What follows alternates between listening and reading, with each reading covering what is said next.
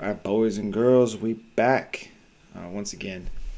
So, uh, my newest layout, my newest best friend here. Actually, on Twitter, I put out that I'm going to be trying to actually trade with no indicators, basically just a volume. And the way I look at charts is just like a 15-minute. Is all you're trying to do when you're trying to follow a trend is just look at the market structure, and you're just trying to find these natural support and resistance lines here to develop the your highs and lows. And this is like the basics of a trend. That's where you want to start. You want to start with the basics of a trend. Get really good at being able to identify higher highs, higher lows, basic support and resistance, where the breakouts go, the cup and handles, the head and shoulders, these kind of things. You start to really just internalize those type of patterns, and then you can just look at a chart and be able to trade it. So something I like to do a lot is I'll just go and practice, for a few days, either paper trade or just trade small with no indicators. It's just volume and just the structure. No news, no furus on Twitter, nothing else. And I just practice, just trading, just basically blind in a way with just the chart and just the structure, and just practice my entries, practice, just risk management, the basics, the fundamentals. That way, you can once you start adding indicators in, you start to really understand what you need and what you don't need, and what's too much. And so, just looking at this is just Bitcoin. Basically, the way I would see this chart is, kind of looking at just the basics here. See a little bit of a head and shoulder here that was occurring kind of near a top. Not a huge deal, but I'd be looking at, basically this sort of situation. So if you got a head and shoulder kind of playing out, you obviously got the neckline, which would be right here. And so now we're starting to develop kind of a picture of what's happening with Bitcoin. Just with basics. You obviously got the resistance there. And so looks like bulls are trying to push this up. They ran into a lot of resistance here, mainly because if you scroll back out, you're going to have much bigger resistance here in this general area. Not sure when it comes up to 65,000, but looks like it's running into sort of a resistance here, which is natural, right? You would assume that people would be selling here. And so that makes sense that the head and shoulders starts to form here as the selling pressure starts to form, starts to mount. Anyways, they were trying to form this kind of like an ascending triangle here pattern to try and break up that level, and they failed. So now it started basically a bearish, short-term bearish trend here, which was right here at this pivot. And so we're just kind of marking these interesting levels. It's still not super bearish, just because I would say it would be a lot more bearish under this level here. And then I also have an alert set here because up under that level, we're starting to look at bear targets. But now we're sitting here looking at this. Okay, so this is where it last. So now you're on this downtrend here, this short-term downtrend. So you're starting to see the natural patterns forming here. Basically, it broke down the neckline of that little head and shoulder that faked people out first. Tried to break up, failed. Now it came back down.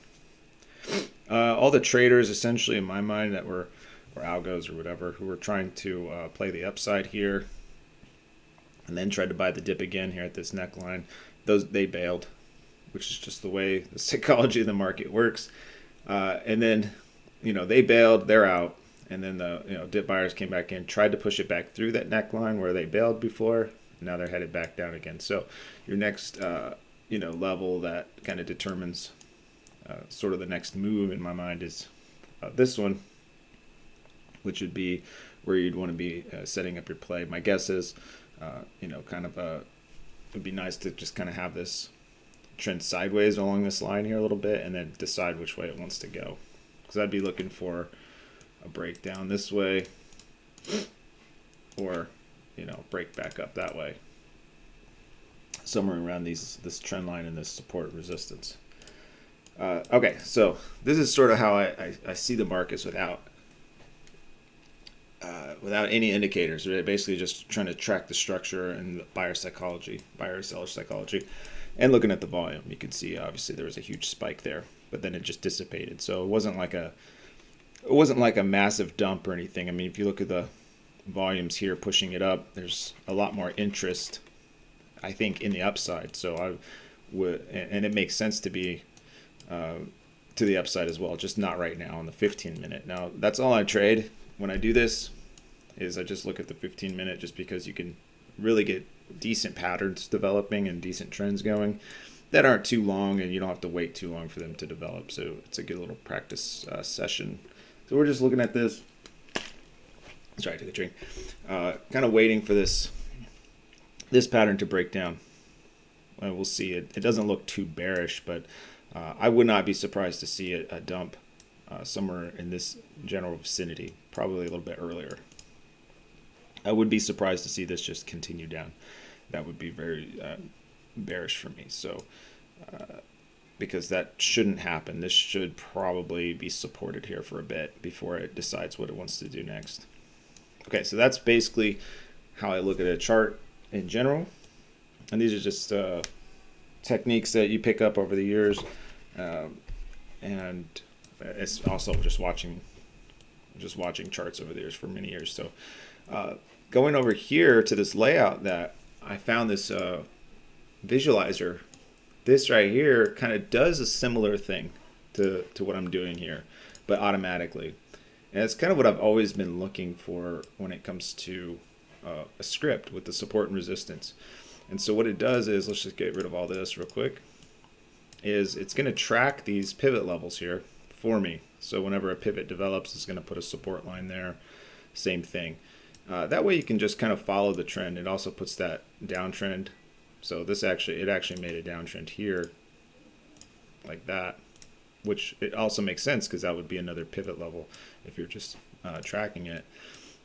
So with this, you get a nice little visualization just automatically of what I'm trying to do here, which is what I really liked about it. And it also has this little channel here, which is probably like a Keltner channel or something. I really didn't look into it, but I liked it. And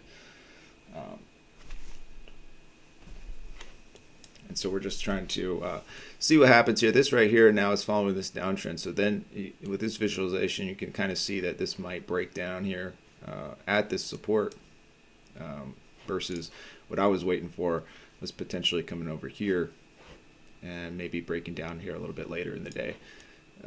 Or it bounces here and then breaks back up towards that pivot level. So just a really interesting layout. You don't have to have all of these indicators on here. Just go find trend visualizer, and it's just the one that's not, unless you're Russian, there is a Russian version that just basically just, it'll tell you whether you're in a bearish or bullish trend based on whether or not you're underneath this main baseline, and if you're in the bottom section of this this channel here, which is really cool. So you basically know right away just by looking at it. And so you can see the structure, you can see the trend, and I add in my previous levels just because this is going to be previous day's range, and then the open.